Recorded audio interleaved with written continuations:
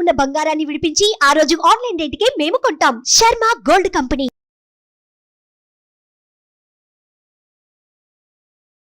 నమస్తే, welcome to Suman TV. నేను మీ యామ్ని.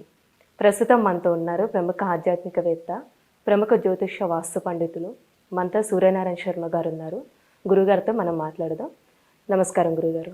నమస్కారం అమ్మ, శుభం వ్యాధు. గురుగారు, అసలు ఈ మార్చి నెలలో ఈ 12 రాశుల వారికి ఏ విధంగా ఉంటుంది? ముందుగా మేషరాశి గురించి తెలియజేయండి. మేషరాశి వారికి మార్చి 1వ తారీఖు నుండి 15వ తారీఖు వరకు ఏ విధంగా విషయం మనం విశేషం తెలుసుకుందామమ్మా.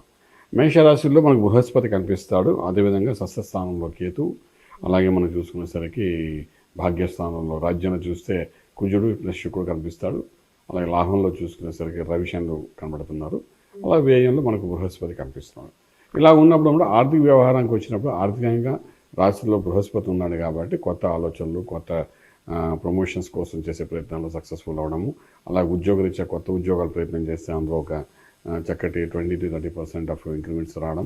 ఐటీ రంగం అనుకోండి, సాఫ్ట్వేర్ రంగంలో వాళ్ళకి అనుకోండి, అలాగే బ్యాంకింగ్ సెక్టర్లో వాళ్ళనుకోండి, అలాగే మనం సెంట్రల్ గవర్నమెంట్, స్టేట్ గవర్నమెంట్ వాళ్ళు కొన్ని ఫైల్స్ మూవ్ అవ్వడము, దానివల్ల ప్రమోషన్స్, ఇంక్రిమెంట్స్ రావడం, ఇలా ఆర్థికంగా ఉద్యోగస్తులందరికీ ఒక మంచి ఫలితాన్ని ఇచ్చే అవకాశం అయితే కనిపిస్తుందన్నమాట. అలాగే మనం వ్యాపారస్తుల దగ్గరికి వచ్చినప్పుడు కూడా వ్యాపారంలో చేసే వాళ్ళందరికీ కూడాను కొత్త వ్యాపారం ఏదైనా రియల్ ఎస్టేట్ అనుకోండి, కన్స్ట్రక్షన్, స్టీలు, సిమెంట్, ఐరన్ వ్యాపారం చేసేవాళ్ళకి వాళ్ళ ఇన్వెస్ట్మెంట్ ప్లాన్స్ ఏవైతే 15 రోజులు చేస్తారో అది డెఫినెట్గా ఒక ప్రాఫిటబుల్గా వెళ్ళడానికి అవకాశం అయితే బాగా కనిపిస్తుంది అనమాట. ఎందుకంటే అది మోస్ట్ రియల్ ఎస్టేట్గా వెళ్ళే వాళ్ళకి అది బాగుంటుంది. అలాగే education institutes, coaching centres, tutorials, fast food centres, అలాగే మనకు రకరకాల వ్యాపారాలు చేసేవాళ్ళు ఉన్నారు. వీళ్ళందరికీ కూడా కొత్త ఇన్వెస్ట్మెంట్ ప్లాన్స్ ఏమైనా చేయాలంటే, అంటే కొత్త బ్రాంచ్ ఓపెన్ చేయడం కానీ, లేకపోతే ఇంకో చోట ఇదే నేమ్తో ఇంకొకటి రన్ చేయాలనుకున్న ఆలోచన రావడం కానీ, లేకపోతే పార్ట్నర్షిప్స్ డీల్ చేయడం కానీ, ఇలాంటివి ఏం చేయాలన్నా కూడా ఈ 15 days మంచి సక్సెస్ఫుల్గా తీసుకుంటుంది చెప్తాను. ఇప్పుడు స్టూడెంట్స్ అండి విదేశాలకి వెళ్ళాలనుకుంటున్నా, ఒకవేళ వెళ్ళిన వాళ్ళకి కూడా అసలు ఏ విధంగా ఉంటుందండి? స్టూడెంట్స్ అందరికీ మంచి ఫలితాలు ఇస్తున్నాయండి. ఈ టైంలో వెళ్ళి దానికి ఇనిషియేట్ చేసుకోవచ్చు.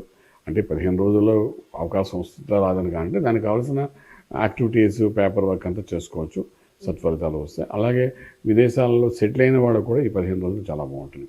వాళ్ళు అక్కడ సెటిల్ అయింది, వ్యాపార రీత్యా సెటిల్ అయిన వాళ్ళకైతే ఒక రేంజ్లో బెనిఫిట్స్ అని కనబడతాయి. 15 రోజుల్లో ప్రాఫిటబుల్గా ఉంటుంది. అలాగే ఉద్యోగరీత్యా విదేశాల్లో సెటిల్ అయిన వాళ్ళకు కూడా చిన్న పిస్తు అంటే లాభంగా కంపెనీ నుండి ఒక చిన్న అప్రిషియేషన్ లెటర్స్ రావడం కానీ, లేకపోతే చిన్న ప్రమోషన్ రావడం కానీ, ఇలాంటివన్నీ కూడా జరిగే అవకాశాలు కనిపిస్తాయి బాగా.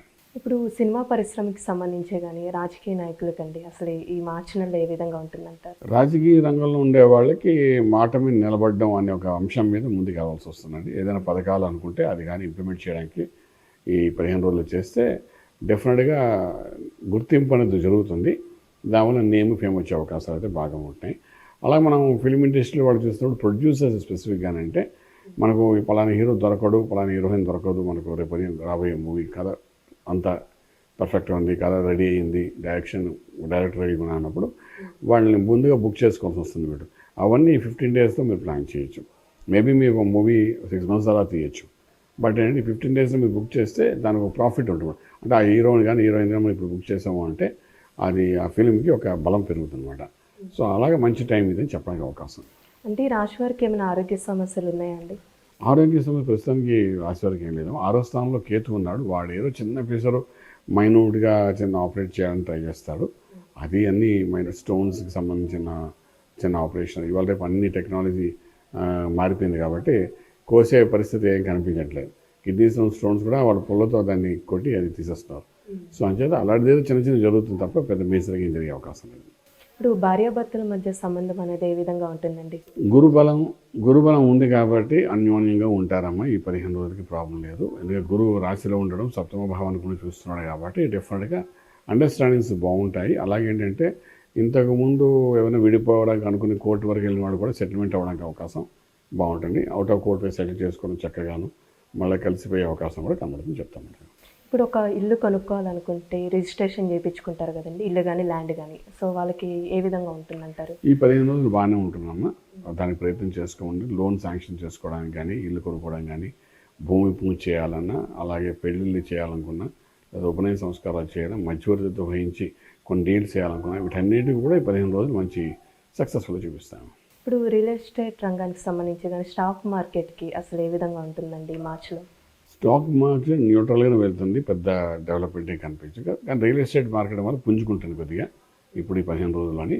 సో వాళ్ళు పెట్టిన రూపాయికి ఒక ₹10 లాభంలోనే నడుస్తుంది ప్రస్తుతానికి. వరి అవ్వకని చెప్పొచ్చు మనం.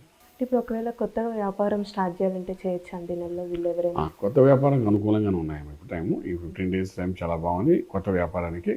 ఎందుకంటే ఇది గురుబలంతో జరుగుతున్న వ్యవహారం అంటాను. గురుబలం ఉన్నప్పుడు కానీ ఏది మొదలుపెట్టినా ఆ గురువు యొక్క అనుగ్రహంతో జరుగుతున్నమాట. మనకున్న 9 గ్రహాల్లో గురుగ్రహం అనేది అన్నిటికన్నా పాజిటివ్గా వేవ్స్ ఇచ్చే మేషరాశి వారికి సత్ఫలితాలు ఇచ్చే గ్రహం అన్నమాట.